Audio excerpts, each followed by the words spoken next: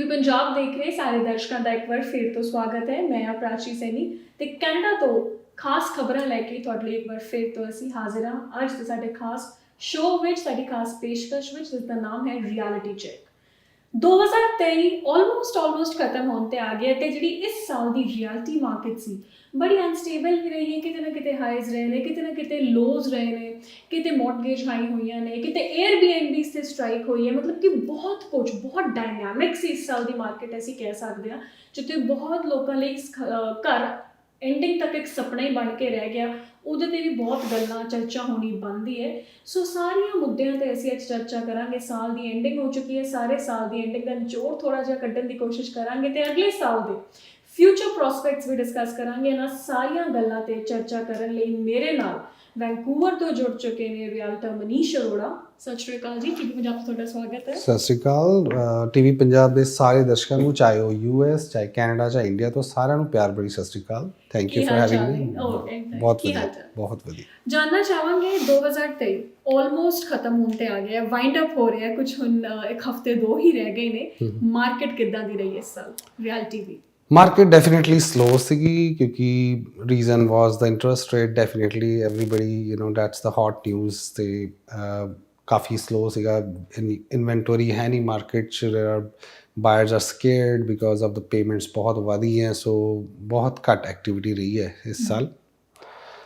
Okay, ਸੋ ਜਾਨਣਾ ਚਾਹਾਂਗੇ according to you, ਜਿਨ੍ਹਾਂ ਹਰ ਸਾਲ ਦੀ ਸਟਾਰਟਿੰਗ ਵਿੱਚ ਰਿਐਲਟਰਸ ਜਿਹੜੇ ਹੁੰਦੇ ਆ ਬੇਸਿਕਲੀ, ਉਹ ਇੱਕ ਰਫ ਐਸਟੀਮੇਟ ਜਾਂ ਆਈਡੀਆ ਜਾਂ ਇੱਕ ਪ੍ਰੋਬੇਬਿਲਿਟੀ ਕੱਢਦੇ ਆ ਕਿ ਇਸ ਸਾਲ ਮਾਰਕੀਟ ਬਾਇੰਗ ਦੀ ਤੇ ਸੈਲਿੰਗ ਦੀ ਇੱਦਾਂ ਦੀ ਰਹੂਗੀ। ਤੁਹਾਨੂੰ ਕੀ ਲੱਗਦਾ ਹੈ, ਬਾਇੰਗ ਤੇ ਸੈਲਿੰਗ ਦੋਨੋਂ ਜਿਹੜੇ ਪਹਿਲੂ ਹੁੰਦੇ ਆ ਉਹ ਬੈਲੈਂਸਡ ਰਹੇ ਹੈ ਕਿ ਬਿਲਕੁਲ ਹੀ ਲੋ ਗਏ ਹੈ, ਜਾਂ ਬਾਇੰਗ ਉੱਪਰ ਗਿਆ, ਸੈਲਿੰਗ ਉੱਪਰ ਗਿਆ? ਦੇਖੋ, ਸੈਲਿੰਗ ਡੈਫੀਨੇਟਲੀ ਘਟੀ ਹੈ।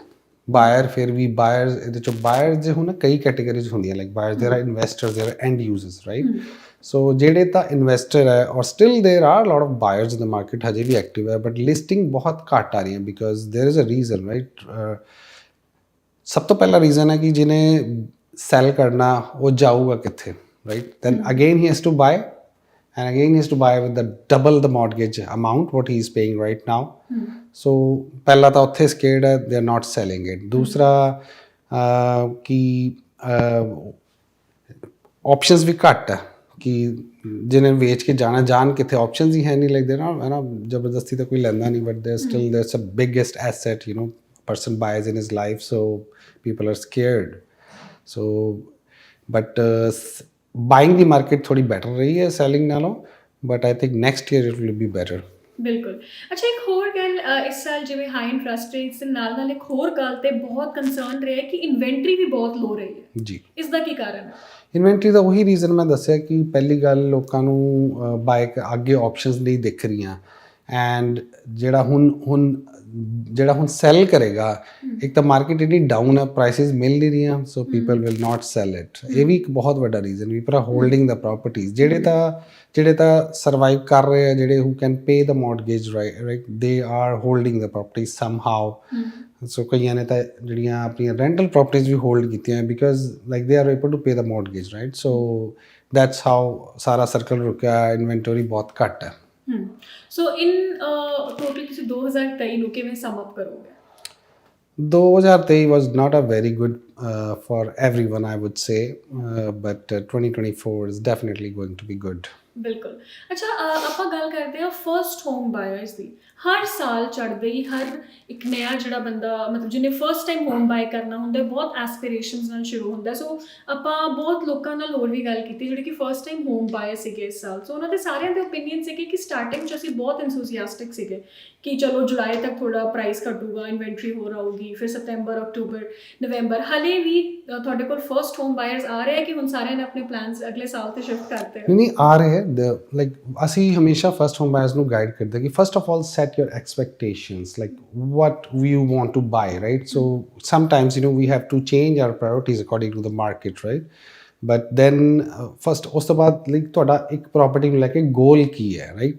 Either you want to live in it or you want to sell it, right? Or if you want to sell it soon, then we have a different strategy. So we guide every person like tailored according to their strategy, what they want. So but first home buyer now I'll give you an example. Let's say interest rates are high now, right? So ਸਾਡੀ mortgage ਬਣਦੀ ਹੈ, I'm just giving example, just a rough, just a number, right? Let's say ਸਾਡੀ mortgage 3000 ਬਣਦੀ ਹੈ. So ਆਪਾਂ ਹੁਣ buy ਕਰਦੇ ਹਾਂ, right?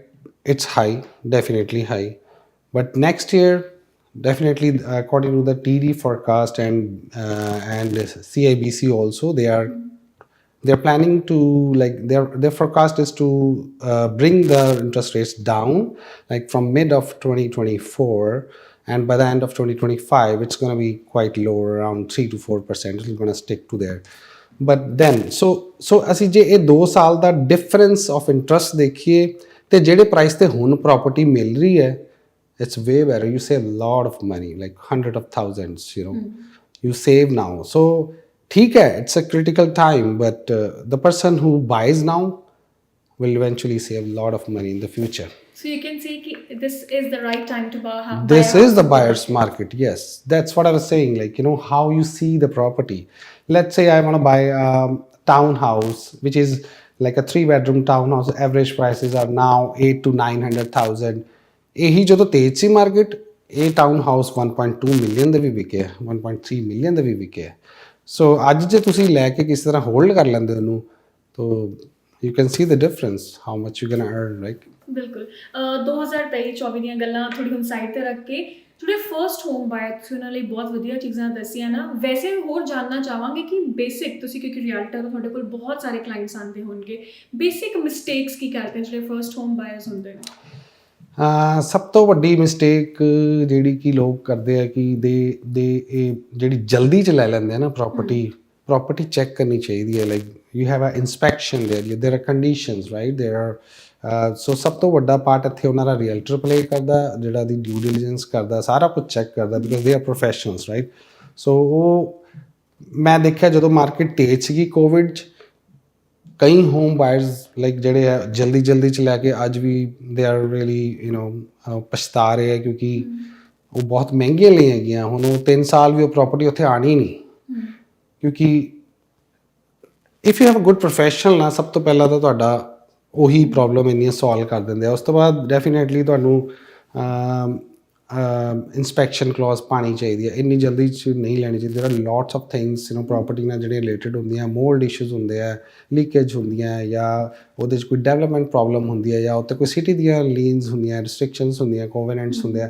So there are lots of things. So ਇਹ ਚੀਜ਼ਾਂ ਨੂੰ ਕਦੀ ਵੀ ਬਾਈਪਾਸ ਨਹੀਂ ਕਰਨਾ ਚਾਹੀਦਾ, ਕਿਉਂਕਿ it's for like it's a biggest asset you are buying and you will be living in it. So ਜਦੋਂ ਲੈ ਕੇ ਪੀਸ ਆਫ ਮਾਈਂਡ ਹੀ ਨਹੀਂ ਰਿਹਾ ਤਾਂ ਯੂ ਨੋ. ਬਿਲਕੁਲ. ਸੋ ਅਗਲੇ ਕੁਐਸਚਨ ਤੋਂ ਵਧਣ ਤੋਂ ਪਹਿਲਾਂ ਇਸੇ ਕੁਐਸਚਨ ਜੋ ਟਿਪ ਤੁਸੀਂ ਸਮ ਕਰਨਾ ਹੋਵੇ, basic 3 tips for first home buyers, ਤਾਂ ਇਨ ਸ਼ਾਰਟ ਉਹ ਕੀ ਦੋਗੇ? First of all set your, ਜਿੱਦਾਂ ਮੈਂ ਪਹਿਲੇ ਕਿਹਾ ਕਿ set your goals, set your mind set, and where you gonna go with the property. ਤੁਹਾਡਾ ਲੌਂਗ ਟਰਮ ਗੋਲ ਕੀ ਹੈ? Of course budget plays a part, but ਜੋ ਇਫ ਇਹ ਥੋੜਾ ਸਾਡਾ ਬਜਟ ਹੈਗਾ, ਸੋ then you know there are lot of options in the properties. Buy those properties where you can have some extra rental income, so that you know ਤੁਹਾਡੀ mortgage ਵੀ ਘੱਟ ਬਣੇ, but you buy an asset, right? So like there are a lot of other options, you know, we can sit down and exactly. Okay, ਅੱਗੇ ਵਧਦੇ ਹਾਂ. ਜਾਣਨਾ ਚਾਹਾਂਗੇ there was a report recently ਕਿ ਲੋਕੀ ਹੁਣ ਇੱਕ ਘਰ ਅਫੋਰਡ ਨਹੀਂ ਕਰ ਪਾ ਰਹੇ. ਈਵਨ ਇਨ ਵੈਨਕੂਵਰ, BC ਵਿੱਚ ਵੀ ਸਪੈਸ਼ਲੀ ਇੱਕ ਰਿਪੋਰਟ ਸਾਹਮਣੇ ਆਈ ਸੀ ਕਿ ਲੋਕੀ ਇੱਕੋ ਘਰ ਦੇ ਅੰਦਰ ਵੀ ਉਹਨੂੰ ਡਿਵਾਈਡ ਕਰਕੇ ਤੇ ਬਾਇੰਗ ਇਟ ਟੂਗੇਦਰ, ਹਾਫ ਕਰਕੇ ਇੱਕੋ ਘਰ ਦੇ ਅੰਦਰ 2 ਫੈਮਲੀਜ਼ ਅਲੱਗ-ਅਲੱਗ ਰਹਿ ਰਹੀਆਂ ਨੇ. ਕਿ ਇੰਨਾ ਤੁਸੀਂ ਕਹਿ ਸਕਦੇ ਹਾਊਸਿੰਗ ਪ੍ਰਾਈਸਿਸ ਵੀ ਤੇ ਲੋਕਾਂ ਦੇ ਫਾਈਨੈਂਸ਼ੀਅਲੀ ਬਜਟਸ ਬਹੁਤ ਉਹਨਾਂ ਨੂੰ ਪੁੱਲ ਬੈਕ ਕਰ ਰਹੇ. ਤੁਹਾਨੂੰ ਬੇਸਿਕਲੀ ਕੀ ਲੱਗਦਾ ਕਿ maybe people are not finding the right price homes, ਜਾਂ ਫਿਰ ਸੱਚੀ ਐਕਸੈਸਿਵ ਵੱਧ ਚੁੱਕਿਆ ਹੁਣ ਸਾਰਾ ਕੁਝ ਕਿ ਲੋਕਾਂ ਦੇ ਬਜਟ 'ਚ ਰਿਹਾ ਹੀ ਨਹੀਂ ਹੈ? ਡੈਫੀਨੇਟਲੀ ਦੇਖੋ, demand is the main thing. ਬਹੁਤ ਜ਼ਿਆਦਾ ਡਿਮਾਂਡ ਹੈ. Everybody wants to live in Vancouver, right? So ਇੰਨੀ ਕੁ ਜ਼ਿਆਦਾ ਇਮੀਗ੍ਰੈਂਟਸ ਆ ਚੁੱਕੇ ਹੈ. ਸਟੂਡੈਂਟਸ ਵੀ ਜਿਹੜੇ ਵਰਕ ਪਰਮਿਟ ਵੀ ਲੈ ਚੁੱਕੇ, they are also trying to buy the home. And ਜਿਹੜੇ PR ਆ ਉਹ ਤਾਂ ਹੈ ਹੀ ਹੈ. And all over the world ਕਿੰਨੇ ਕੰਟਰੀਜ਼ ਤੋਂ ਕਿੰਨੇ ਹੀ ਆਈ ਮੀਨ ਇਮੀਗ੍ਰੈਂਟਸ ਆ ਰਹੇ. Everybody wants a home, right? So yes, then next point is the budget. Definitely kuch options ho bhi hai ki people are sharing a house. There are 2 families on the title and they live together. Yeah. But ਤੀਜਾ point I think ਤੁਸੀਂ ਪੁੱਛਿਆ ਸੀਗਾ ਕਿ ਕਿ ਸੱਚੀ ਘਰਾਂ ਦੇ price ਇੰਨੇ ਵੱਧ ਗਏ ਜਾਂ ਫਿਰ ਲੋਕ ਸ਼ਾਇਦ ਹੋਰ ਪਲੇਸਿਸ ਨੂੰ ਐਕਸਪਲੋਰ ਹੀ ਨਹੀਂ ਕਰਨਾ ਚਾਹ ਰਹੇ ਅਰਾਊਂਡ ਦੀ ਏਰੀਆ? ਦੇਖੋ ਪ੍ਰਾਈਸ ਤਾਂ ਵਧੇ ਹੀ ਵਧੇ ਆ, this is the reality. Price ਤਾਂ ਵਧੇ ਵਧੇ ਬਟ ਹੁਣ ਜਿਹੜੀ ਮਾਰਕੀਟ ਆਈ ਥਿੰਕ ਇਸ ਟਾਈਮ ਤਾਂ ਪ੍ਰਾਈਸ ਲੋ ਹੈ। ਤੁਸੀਂ ਦੇਖੋ ਹੁਣ ਪ੍ਰਾਈਸ ਲੋ ਹੈ, ਲਾਈਕ ਇਹ ਕੋਵਿਡ ਤੇ ਸੀਗੇ ਪ੍ਰਾਈਸ ਬਹੁਤ ਜ਼ਿਆਦਾ ਵੱਧ ਗਏ ਸੀਗੇ, ਉਹ ਬਹੁਤ ਜ਼ਿਆਦਾ ਹੀ ਵੱਧ ਗਏ ਸੀ। ਲਾਈਕ ਨਾਓ ਕਰੈਕਸ਼ਨ ਹੋ ਗਈ, ਥੱਲੇ ਆ ਗਏ, but still like as soon as the interest rates come down they will go again up. ਬਿਲਕੁਲ। ਤੁਸੀਂ ਕੱਲਾ ਆਬਵੀਅਸਲੀ ਤੁਸੀਂ ਇਕੱਲੇ ਬਾਇਰਸ ਨਾਲ ਹੀ ਸੈਲਰਸ ਨਾਲ ਵੀ ਡੀਲ ਕਰਦੇ ਹੋ, ਹੈ ਨਾ? ਸੋ ਸੈਲਰਸ ਕਈ ਵਾਰ ਸੈਲ ਕਰਦੀਆਂ ਫਿਰ ਰੈਂਟ ਕਰਦੇ ਹੋ। They have two options, either to sell the property or to rent the property, right? ਜਿਹੜੇ ਰੈਂਟਲਸ ਹੁੰਦੇ ਆ ਉਹਨਾਂ 'ਚ ਵੀ ਇਸ ਤਰ੍ਹਾਂ ਟ੍ਰੈਂਡਸ ਬਹੁਤ ਡਿਫਿਕਲਟ ਦੇਖਣ ਨੂੰ ਮਿਲੇ ਕਿਉਂਕਿ ਗਵਰਨਮੈਂਟ ਵੱਲੋਂ ਬਹੁਤ ਚੇਂਜਸ ਸੀਗੀ ਰੈਂਟਲ ਟ੍ਰੈਂਡਸ ਵਿੱਚ। ਸੋ ਕਿਤੇ ਨਾ ਕਿਤੇ ਜਿਹੜੇ ਰੈਂਟਰਸ ਸੀਗੇ, ਫੋਰ ਐਗਜ਼ਾਮਪਲ ਜਿਹੜੇ ਆਪਣਾ ਘਰ ਅੱਗੇ ਰੈਂਟ 'ਤੇ ਦੇ ਰਹੇ ਸੀ, ਉਹ ਵੀ ਸਰਕਾਰ ਤੋਂ ਇਸ ਸਾਲ ਆਪਣੀ ਡਿਸਅਪੁਆਇੰਟਮੈਂਟ ਦਿਸੇ ਸੀ ਸਾਨੂੰ। ਉਹਦਾ ਕੀ ਤੁਹਾਨੂੰ ਮੇਨ ਯੂ ਮੀਨ ਇਨਵੈਸਟਰਸ? ਜਾਂ ਇਨਵੈਸਟਰਸ ਜਾਂ ਫਿਰ ਫੋਰ ਐਗਜ਼ਾਮਪਲ ਜੋ ਆਪਣੀ ਪ੍ਰੋਪਰਟੀ ਦੇ ਰਹੇ ਸੀਗੇ ਰੈਂਟ 'ਤੇ, ਉਹਨਾਂ ਦੇ ਵੀ ਟ੍ਰੈਂਡਸ ਬੜੇ ਡਿਸਟਰਬਡ ਰਹੇ। ਉਹਨਾਂ ਦੇ ਇਹੀ ਰੀਜ਼ਨ ਰਹੇ ਕਿ ਮੌਰਗੇਜ ਵੱਧ ਗਈ ਬਟ ਗਵਰਨਮੈਂਟ ਅਲਾਉ ਨਹੀਂ ਕਰ ਰਹੀ ਸੀ ਰੈਂਟ ਵਧਾਉਣ ਨੂੰ। ਐਗਜ਼ੈਕਟਲੀ। ਸੋ ਡਿਫਰੈਂਸ ਬਹੁਤ ਜ਼ਿਆਦਾ ਆ ਗਿਆ, but now government has allowed to increase 3.5% of the annual rent, but still like that is like ਅਗਰ ਤੁਸੀਂ 3000 ਦੀ ਮੌਰਗੇਜ ਦੇ ਰਹੇ ਹੋ ਜੋ $100 ਹੀ ਵਧਿਆ, ਬਟ ਇੰਸਟਾਲਮੈਂਟਸ ਕਿਤੇ $1000 $2000 ਵਧ ਗਈਆਂ। ਸੋ ਗੈਪ ਬਹੁਤ ਜ਼ਿਆਦਾ ਆ ਗਿਆ। That's the reason. बैलेंस नहीं बन रहा, people are selling it. Yes. So ਤੁਹਾਨੂੰ ਕੀ ਲੱਗਦਾ ਇਹਦੇ ਪਿੱਛੇ ਕਿਹਦੀ ਗਲਤੀ ਹੈ? ਕਿਉਂ efficiently ਇਸ ਚੀਜ਼ ਨੂੰ ਹੈਂਡਲ ਨਹੀਂ ਕਰ ਪਾ ਰਿਹਾ ਤਾਂ ਗਵਰਨਮੈਂਟ ਔਰ the market is only low all together? Market ਦਾ ਹੀ ਕਹਿ ਸਕਦੇ। ਦੇਖੋ ਗਵਰਨਮੈਂਟ ਤਾਂ ਦੇਖੋ ਜੇ ਗਵਰਨਮੈਂਟ ਇੱਕਦਮ ਰੈਂਟ ਚੱਕ ਨਹੀਂ ਸਕਦੀ ਕਿਉਂਕਿ ਜਿਹੜੇ ਰੈਂਟ ਕਰ ਰਹੇ ਹਨ ਉਹਨਾਂ ਲਈ ਵੀ ਪ੍ਰੋਬਲਮ ਹੋ ਜਾਣੀ ਹੈ। They have certain budgets, right? So ਅਗਰ ਤੁਸੀਂ ਇੱਕਦਮ ਹੀ ਕਿਸੇ ਦਾ ਲੈਟਸ ਸੇ $1000 ਰੈਂਟ ਵਧਾ ਦੋਗੇ, $500 ਵਧਾ ਦੋਗੇ, it's ਗੋਨਾ mess up their finances and all the circle, right? So it has to be ਸਾਰਿਆਂ ਦਾ ਦੇਖਣਾ ਪੈਂਦਾ, but this is the market thing.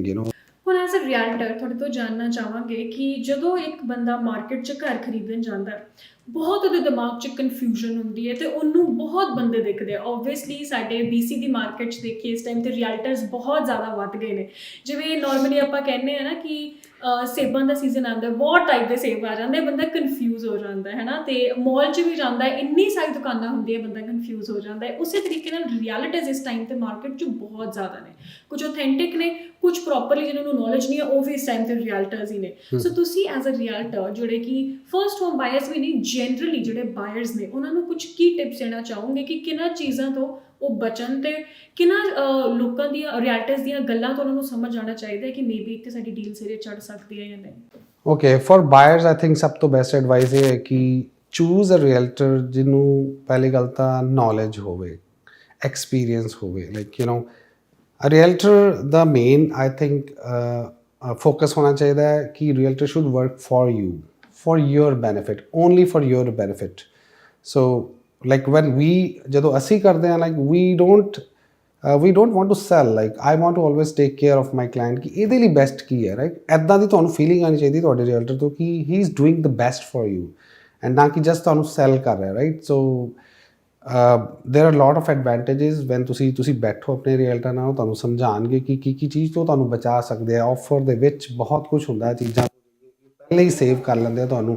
So these are all for you, right? For your benefits. ਉਸ ਤੋਂ ਬਾਅਦ ਜਿਹੜਾ ਕਿ ਤੁਹਾਡੇ budget ਦੇ ਹਿਸਾਬ ਨਾਲ ਤੁਹਾਨੂੰ ਬੈਸਟ ਡੀਲ ਲੈ ਕੇ ਦੇਵੇ ਔਰ ਤੁਹਾਡੇ ਲਈ ਬੈਸਟ ਨੈਗੋਸ਼ੀਏਟਰ ਹੋਵੇ, like who can negotiate with the selling. Like ਮੈਂ ਦੇਖਿਆ ਕਿ nobody tries to negotiate and just they want to sell, right? This is not the case. You like ਤੁਹਾਡੇ ਲਈ ਉਹ ਤੁਹਾਡੇ ਹਾਰਡ ਅਰਨਡ ਮਨੀ ਜਿਹੜੀ ਉਹਨੂੰ ਬਚਾ ਕੇ ਦੇਵੇ। So that should be the main criteria while choosing a good realtor. ਤੁਹਾਡੇ ਕੋਲ ਜਦੋਂ ਲੋਕ ਪ੍ਰੋਪਰਟੀ ਖਰੀਦਣ ਆਉਂਦੇ ਆ, ਤੁਸੀਂ ਐਜ਼ ਅ ਰੀਅਲਟਰ ਮੇਨ ਕਿਹੜੀਆਂ ਚੀਜ਼ਾਂ ਦਾ ਧਿਆਨ ਰੱਖਦੇ ਹੋ? ਡੈਫੀਨੇਟਲੀ ਜਿਹੜੀਆਂ ਮੈਂ ਕਹੀਆਂ ਇਹਦੇ ਤਾਂ ਰੱਖਦੇ ਹਾਂ ਡੈਫੀਨੇਟਲੀ।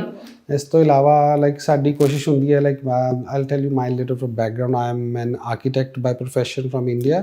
ਸੋ ਕੰਸਟਰਕਸ਼ਨ ਦੀ ਨੌਲੇਜ ਕਾਫੀ ਜ਼ਿਆਦਾ ਸਾਨੂੰ। ਸੋ ਲਾਈਕ ਪ੍ਰੋਪਰਟੀ ਦੇਖਦੇ ਹਾਂ ਅਸੀਂ ਦੱਸ ਦਿੰਦੇ ਹਾਂ ਕਿ ਇਹਦਾ ਸਭ ਤੋਂ ਜ਼ਿਆਦਾ ਬੈਨੀਫਿਟ ਤੁਸੀਂ ਕਿੱਦਾਂ ਚੱਕ ਸਕਦੇ ਹੋ, how you can renovate this property ਔਰ how you can take lot of money out of any property.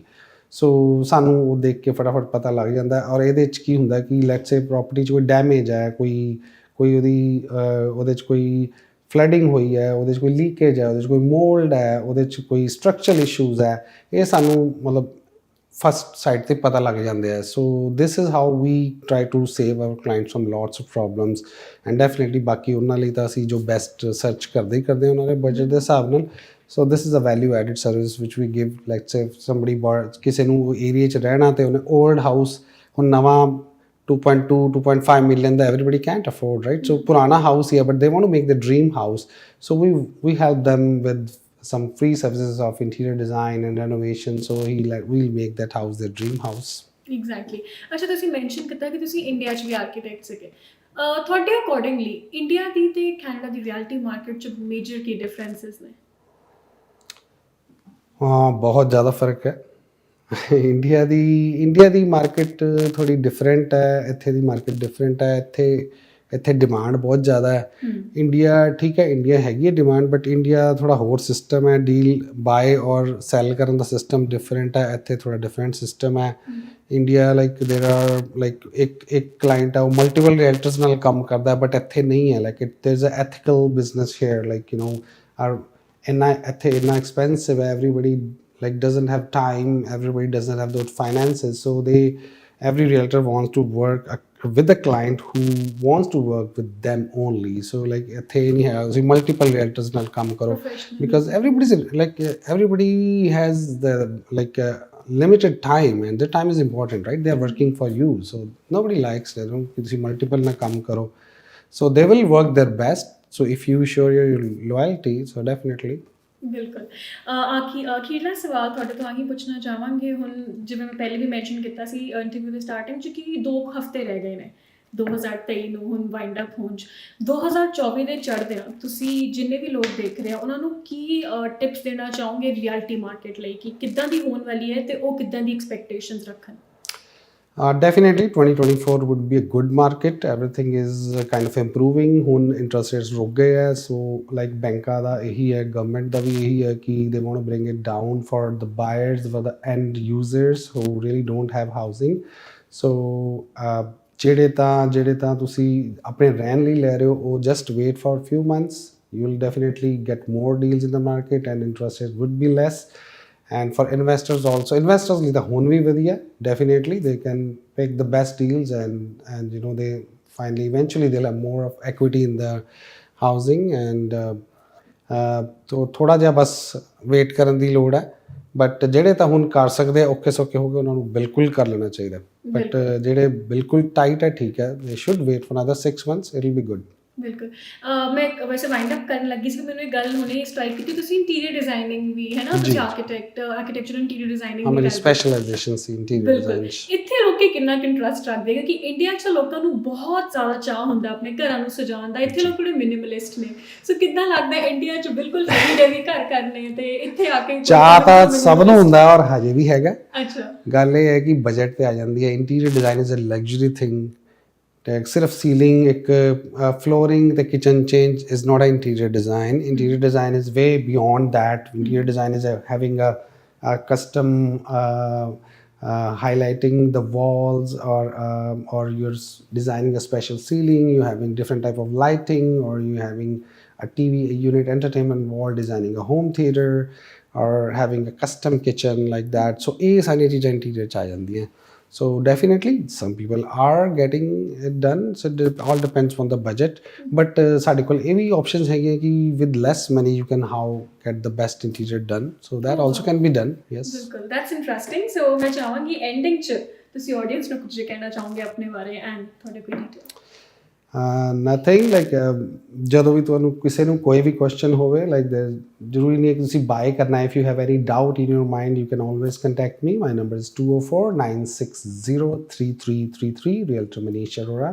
Thank you for having me. ਬਿਲਕੁਲ, thank you so much Manish ji, ਬਹੁਤ ਵਧੀਆ ਲੱਗੇ ਤੁਹਾਡੇ ਨਾਲ ਗੱਲ ਕਰਕੇ। ਤੁਸੀਂ ਬਹੁਤ ਛੋਟੇ ਸਮੇਂ 'ਚ 2023 ਨੂੰ ਸਾਨੂੰ ਇੱਕ ਨਟਸ਼ੈਲ 'ਚ ਦੱਸਣ ਦੀ ਕੋਸ਼ਿਸ਼ ਕੀਤੀ, ਐਂਡ 2024 ਦੇ ਵੀ ਸਾਨੂੰ ਪ੍ਰੋਸਪੈਕਟਸ ਦੱਸਣ ਦੀ ਕੋਸ਼ਿਸ਼ ਕੀਤੀ। ਤੁਹਾਨੂੰ ਫੇਰ ਮਿਲਾਂਗੇ, ਮੈਂ ਉਮੀਦ ਕਰਦੀ ਹਾਂ ਸ਼ਾਇਦ 2024 ਵਿੱਚ, ਉਦੋਂ ਤੁਹਾਡੇ ਤੋਂ ਹੋਰ ਗੱਲਾਂ ਕਰਕੇ ਪੁੱਛਾਂਗੇ ਕਿ ਇਸ ਟਾਈਮ ਮਾਰਕੀਟ ਦੇ ਕੀ ਹਾਲਾਤ ਨੇ, ਕੀ ਅੱਗੇ ਹੋਣ ਵਾਲੇ ਆ, ਤੇ ਕੀ ਹੁਣ ਅਸੀਂ ਮਾਰਕੀਟ 'ਚ ਜਿਹੜੇ ਫਸਟ ਹੋਮ ਬਾਇਰਸ ਨੇ ਜਾਂ ਜਨਰਲ ਬਾਇਰਸ ਵੀ ਕੀ ਕਰ ਸਕਦੇ ਨੇ। ਤੇ ਇਹ ਵੀ ਪੁੱਛਾਂਗੇ ਕਿ ਜਿਹਨਾਂ ਨੇ ਰੈਂਟ ਕਰਨਾ, ਜਿਹਨਾਂ ਨੇ ਵੇਚਣਾ ਹੈ, ਉਹਨਾਂ ਲਈ ਹੁਣ ਤੁਸੀਂ ਕੀ prospects? For sure, thanks for having me. ਬਿਲਕੁਲ ਮਨੀਸ਼ ਜੀ, ਬਹੁਤ ਬਹੁਤ ਤੁਹਾਡਾ ਧੰਨਵਾਦ। ਇਸ ਦੇ ਨਾਲ ਹੀ ਮੇਰੇ ਨਾਲ ਅੱਜ ਦੇ ਖਾਸ ਪ੍ਰੋਗਰਾਮ ਰਿਐਲਿਟੀ ਚੈੱਕ ਦੇ ਵਿੱਚ ਜੁੜੇ ਸੀਗੇ ਰੀਅਲਟਰ ਮਨੀਸ਼ ਅਰੋੜਾ।